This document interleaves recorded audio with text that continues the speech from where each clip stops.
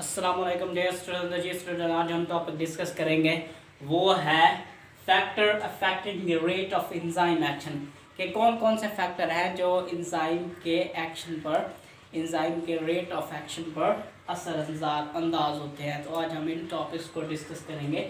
Factor affecting the rate of enzyme action के कुछ factors ऐसे हैं जो एंजाइम के एक्शन पर एंजाइम के काम करने की सलाहियत पर असरअंदाज होते हैं। तो आज हम इनको डिस्कस करेंगे।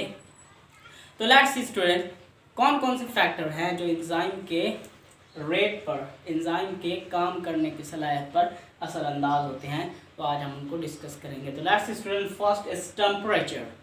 के टेम्परेचर कैसे अंदाज होता है रेट ऑफ एंजाइम एक्शन पर। रेट ऑफ एंजाइम पर टेम्परेचर कैसे असरअंदाज होता है। तो let's see student, increase in temperature increase the rate of enzyme action.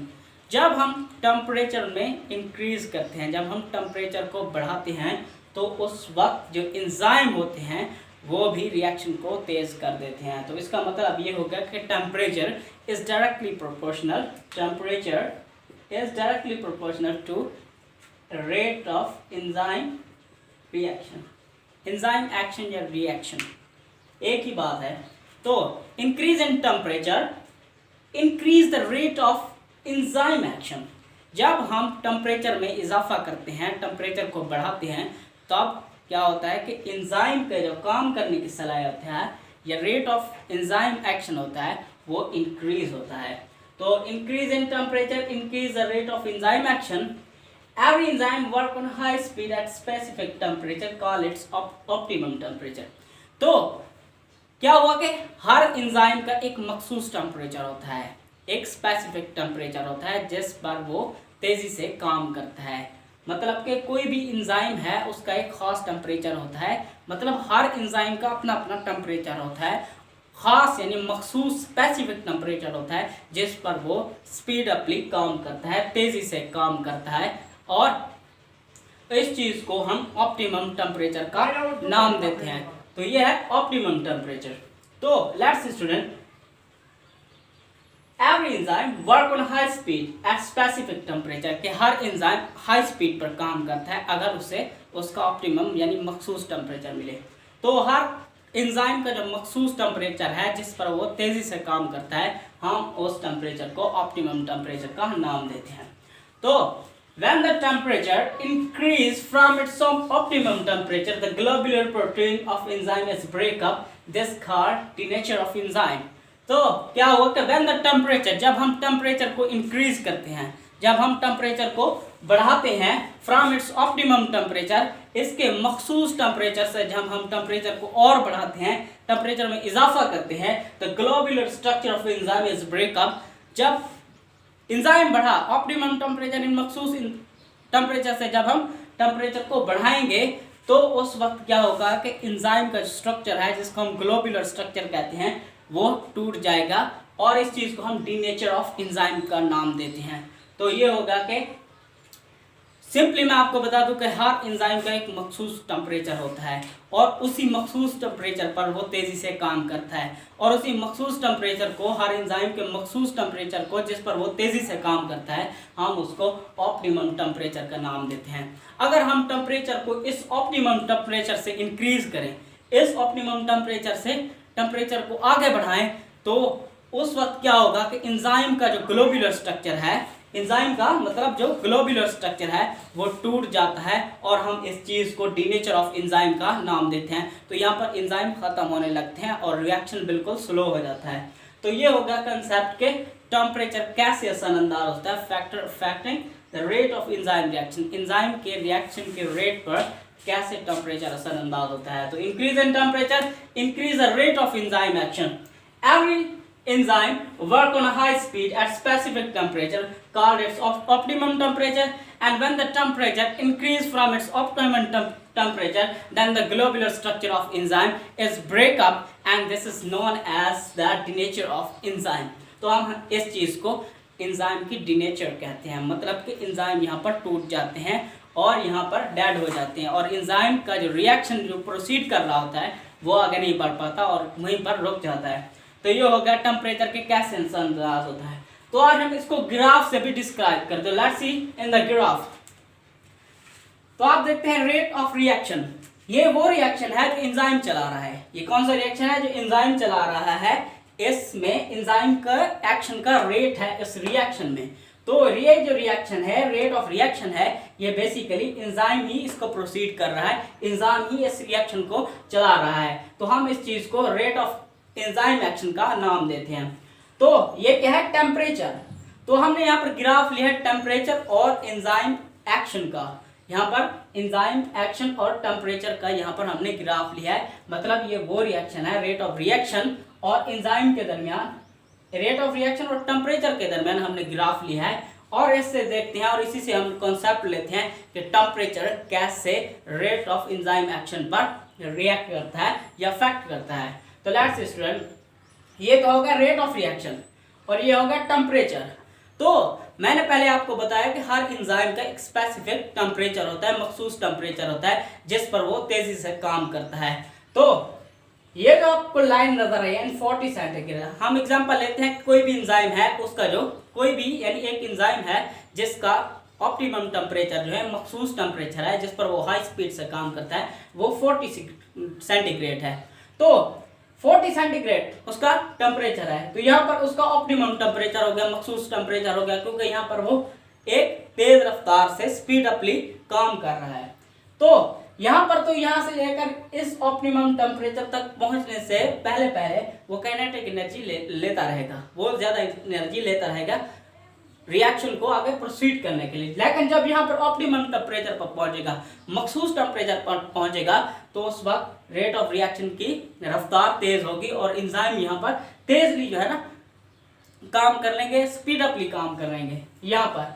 लेकिन जब यहाँ से 40 सेंटीग्रेड से टेम्परेचर इंक्रीज होगा, 40 सेंटीग्रेड से जब टेम्परेचर इंक्रीज होगा तो यहाँ पर डीनेचर ऑफ एंजाइम शुरू हो जाएगी, क्योंकि जब 40 सेंटीग्रेड ही उसका मखसूस टेम्परेचर था एंजाइम का और वहां पर वो तेजली काम कर रहा था। लेकिन जब 40 सेंटीग्रेड से टेम्परेचर क्रॉस हुआ, यहाँ पर 40 सेंटीग्रेड था, लेकिन जब यहाँ से 40 से आगे 41 हुआ, 42 और यहाँ पर देखते 60 70 तक जा पहुंचा, तो यहाँ पर क्या हुआ कि टेम्परेचर इंक्रीज हुआ 40 से आगे, मखसूस टेम्परेचर से टेम्परेचर आगे इंक्रीज हुआ और एंजाइम डीनेचर होना शुरू हो गया। क्यों होगा डीनेचर एंजाइम? क्योंकि ज्यादा टेम्परेचर, जब मखसूस टेम्परेचर से ज्यादा टेम्परेचर मिलता है एंजाइम को, तो उसका जो ग्लोब्यूलर स्ट्रक्चर है, एंजाइम का ग्लोब्यूलर स्ट्रक्चर है, वो टूट जाता है और एंजाइम जो है ना वो डीनेचर की तरफ चले जाते हैं और यहाँ पर रिएक्शन फिर दोबारा से स्लो होता जाता है।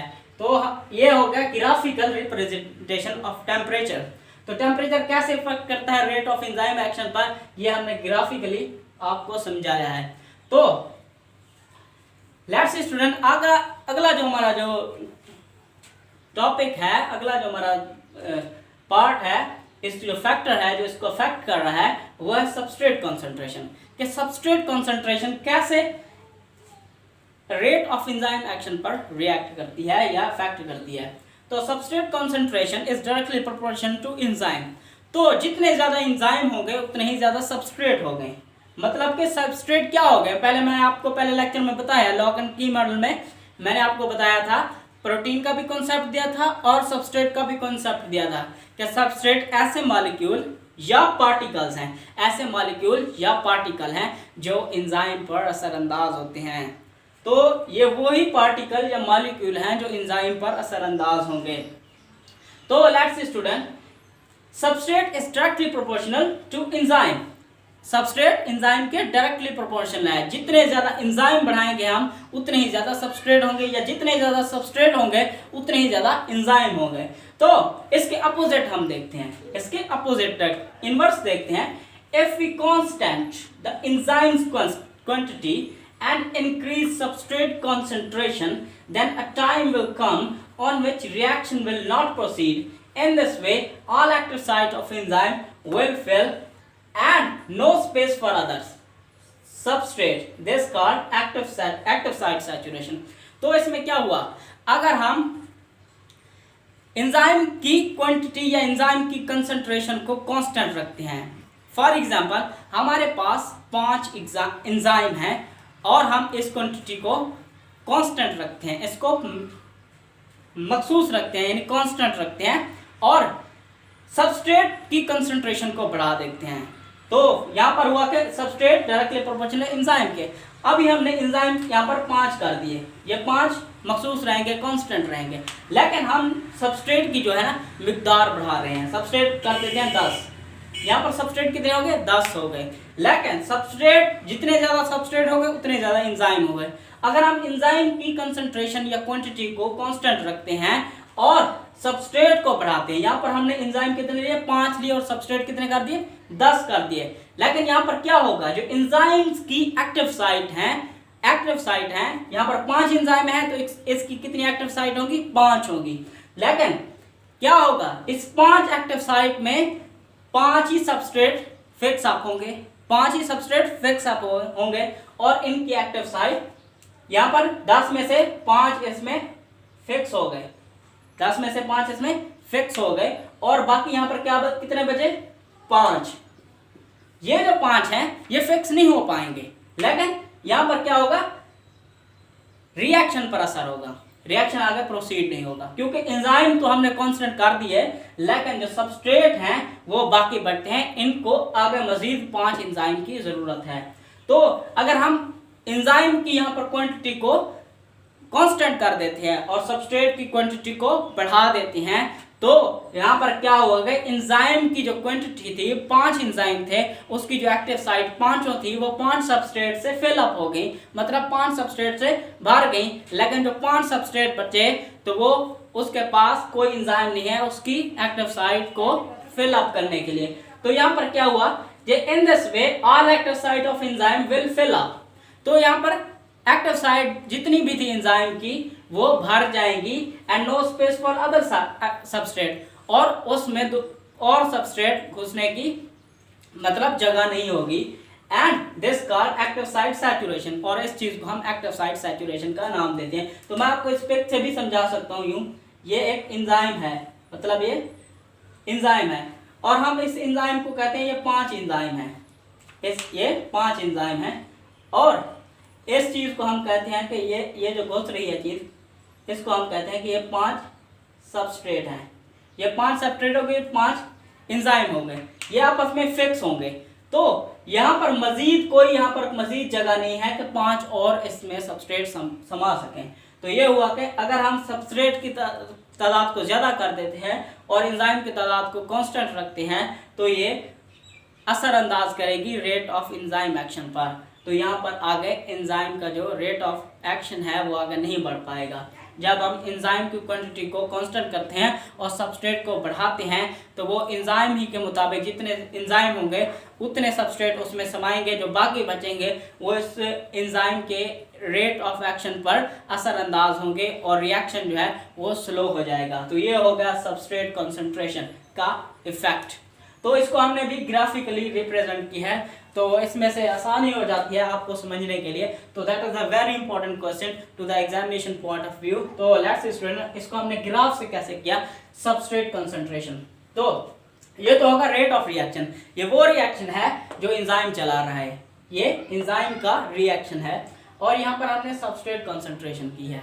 तो यहाँ पर क्या हुआ, फिलिंग एक्टिव साइट, यहाँ पर तो ये एक्टिव साइट सैचुरेशन, यहाँ पर क्या हुआ, ये वो पॉइंट है जहाँ पर सबस्ट्रेट खत्म हो रहे हैं और ये वो पॉइंट है जहाँ पर इस पॉइंट पर सबस्ट्रेट खत्म हो रहे हैं और यहाँ पर भी एंजाइम भी खत्म हो रहे हैं। जितने ज्यादा सबस्ट्रेट होंगे उतने ज्यादा एंजाइम होंगे, लेकिन आगे जब सबस्ट्रेट की कंसंट्रेशन बढ़ेगी, आगे जब सबस्ट्रेट की कंसंट्रेशन बढ़ेगी लेकिन उसमें कोई स्पेस नहीं होगी एंजाइम में, तो हम उस चीज को एक्टिव साइट सैचुरेशन का नाम देते हैं, क्योंकि एंजाइम में कोई स्पेस बाकी नहीं रहेगी और हम इस चीज को एक्टिव साइट सैचुरेशन का नाम देंगे। मतलब कि जब एंजाइम की जो एक्टिव साइट होती हैं वो सबस्ट्रेट से भर जाती हैं और उसमें और सबस्ट्रेट समाने की जगह नहीं होती, तो हम उस एंजाइम की एक्टिव साइट की सैचुरेशन को एक्टिव साइट सैचुरेशन का नाम देते हैं। तो लास्ट जो हमारा फैक्टर है वो है पीएच, कि पीएच कैसे रेट ऑफ एंजाइम एक्शन पर रिएक्ट करता है। तो let's see student, all enzyme work in the circle of pH. तो तमाम एंजाइम वो पीएच के दायरे में रहकर काम करते हैं, एक मखसूस पीएच के दायरे में रहकर काम करते हैं। The circle are called optimum pH, और उस सर्कल को हम ऑप्टिमम पीएच का नाम देते हैं, क्योंकि हर एंजाइम का एक मखसूस पीएच होती है, हर एंजाइम की एक मखसूस पीएच होती है जिसके अंदर वो काम करता है। हम उस मखसूस पीएच को ऑप्टिमम पीएच का नाम देते हैं। तो every enzyme has its own specific pH, और हर एंजाइम की एक मखसूस पीएच होती है जिस पर वो काम करता है, और वो पीएच ऑप्टिमम पीएच कहलाती है। तो हम एग्जांपल लेते हैं यहाँ पर। Pepsin work in low pH, pepsin जो है वो वर्क करता है इन लो पीएच, एक थोड़ी पीएच मतलब तेजाबियत की शक्ल में ये काम करता है। और जो ट्रैप्सन है वर्क्स इन हाई पीएच, और जो ट्रैप्सन है जो स्मॉल इंटेस्टाइन के लिए हम यूज करते हैं वो हाई पीएच के लिए काम करता है, मतलब अल्कलाइन मीडियम में यह काम करता है। लेकिन यहाँ पर यह है कि अगर एक स्लाइट मिस्टेक भी होगी इस पीएच के अंदर तो वो रिएक्शन को बिल्कुल प्रोसीड अप कर देंगे या लो अप कर देंगे। तो ये हो गया कि एंजाइम पीएच जो है एंजाइम के रिएक्शन पर कैसे अंदाज होती है कि हर एंजाइम की एक मखसूस पीएच होती है जिसको हम ऑप्टिमम पीएच का नाम देते हैं। और एग्जांपल क्या होती है, pepsin works in low pH और ट्रैप्सन वर्क्स इन हाई पीएच। तो जिस स्टूडेंट आज का जो हमारा टॉपिक था, तो आप यहाँ पर देख सकते हैं रेट ऑफ रिएक्शन। तो यहाँ पर रेट ऑफ रिएक्शन का मतलब यह है कि जो एंजाइम करवा रहा है और पीएच है, और यहाँ पर पीएच एक ऑप्टिमम टेम्परेचर है जिस पर ये तमाम एंजाइम या हर एंजाइम एक ऑप्टिमम टेम्परेचर पर काम करता है, और ये उसका ऑप्टिमम टेम्परेचर है पीएच है, ऑप्टिमम पीएच है जहाँ जिसके अंदर ये काम करता है। अगर इस पीएच से एंजाइम को मजीद पीएच फराहम की जाए और इसको पीएच इसकी इंक्रीज कर दी जाए तो ये भी डीनेचर की तरफ चले जाएंगे, और यहाँ पर भी क्या होगा, डीनेचर ऑफ एंजाइम शुरू हो जाएगा, क्योंकि यहाँ पर भी एंजाइम की जो ग्लोब्यूलर स्ट्रक्चर है वो टूट जाएगा। तो लेट्स सी स्टूडेंट, आज का जो हमारा टॉपिक था वो था कि in factoring the rate of enzyme action, और यहाँ पर हमने 3 फैक्टर पढ़े जो इस रेट पर असरअंदाज होते हैं, वो है temperature, substrate concentration and pH. तो एक चीज़ आपने माइंड में रखते हैं, जो एंजाइम है वो ग्लोब्यूलर प्रोटीन से मिलकर बने थे, तो इसलिए हम यहाँ पर कहते हैं कि उसका ग्लोब्यूलर स्ट्रक्चर है वो टूट जाता है। ग्लोब्यूलर स्ट्रक्चर हमने इसलिए उसे कहा है क्योंकि जो एंजाइम है वो ग्लोब्यूलर प्रोटीन से बेसिकली मिलकर बने होते हैं। तो let's student, if you like my lecture so don't forget to subscribe my channel and press the bell for the new and latest videos. Okay guys, thank you, अल्लाह हाफिज़।